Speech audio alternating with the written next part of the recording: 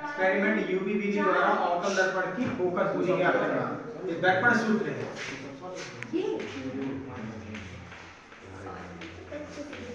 ना अवतल दर्पण के लिए फोकस दूरी ज्ञात करना। अवतल दर्पण वस्तु का वास्तविक और आभासी दोनों प्रकार के प्रतिबिंब बनाता है।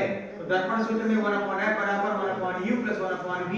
अपन यहां से फोकस दूरी ज्ञात करना, तो फोकस का मतलब f की वैल्यू निकालेंगे, तो इसका अपन क्रॉस मल्टीप्लाई करके ये दूरी अपन निकाल सकते हैं। माइनस को लगा क्योंकि अवतल दर्पण की फोकस दूरी माइनस में होती है ना। तो u यहां पर वस्तु से दर्पण की दूरी, v मतलब दर्पण से प्रतिबिंब की दूरी और f मतलब दर्पण से फोकस दूरी। ये इसकी ऑब्जर्वेशन टेबल है। 15 से 4 है ना, 15 से 4 ये ऑब्जर्वेशन टेबल है। अब यही आएगा। ऑब्जर्वेशन टेबल में क्रमांक अवतल दर्पण की स्थिति जो a माना, वस्तु पिन की स्थिति b, ये भी सब सेंटीमीटर में रहेगी। प्रतिबिंब पिन की स्थिति c, ये भी सेंटीमीटर में रहेगी। तो अपन क्या करते हैं कि यहाँ पर अवतल दर्पण को एक जगह स्थिर कर देते हैं। तो इसकी स्थिति हमने रखा 3 सेंटीमीटर पर। इधर 3 सेंटीमीटर पर है वस्तु की पिन वो धीरे धीरे बढ़ाते जाते हैं और प्रतिबिंब पिन वो धीरे धीरे उसकी दूरी घटती जाती है ना। तो अपन u की वैल्यू निकालते हैं, मतलब वस्तु की दूरी निकालेंगे तो b - a करेंगे, मतलब b - a करेंगे तो क्या निकलेगा, वस्तु की दूरी, और c - a करेंगे तो प्रतिबिंब की दूरी। फिर अपन कैलकुलेट करते हैं, फोकस दूरी निकालते हैं, तो f की वैल्यू इससे निकल आती है। फिर इस सभी का माध्य निकाला जाता है।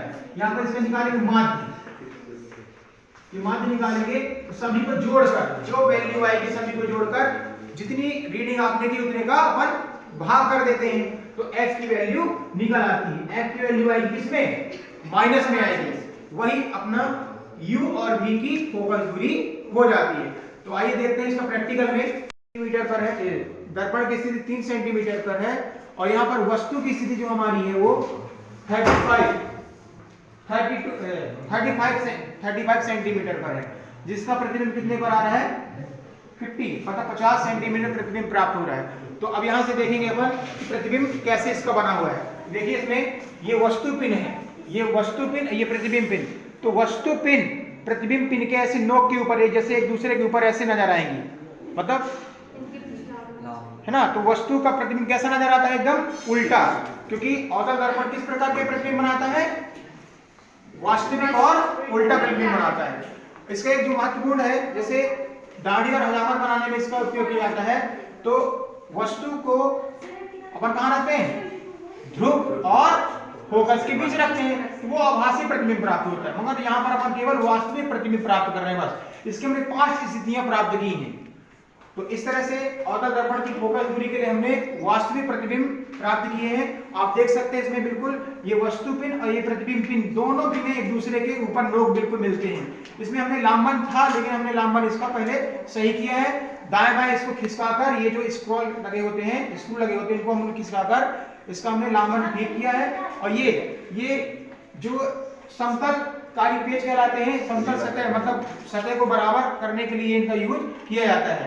स्प्लिट लेवल कहते हैं इसको। इससे क्या होता है, सतह समतल है कि नहीं, पहले हम लेवल इसका बराबर करते हैं। ये पूरा जो बेंच होता है इसको प्रकाशिक बेंच कहते हैं। इसमें हम उत्तल, लेंस और अवतल दर्पण के प्रैक्टिकल कर सकते हैं, क्योंकि ये वास्तविक प्रतिबिंब प्राप्त करते हैं। तो इस तरह से इसका हमने प्रयोग किया है, आपने देखा भी ना। तो थैंक यू फॉर वॉचिंग।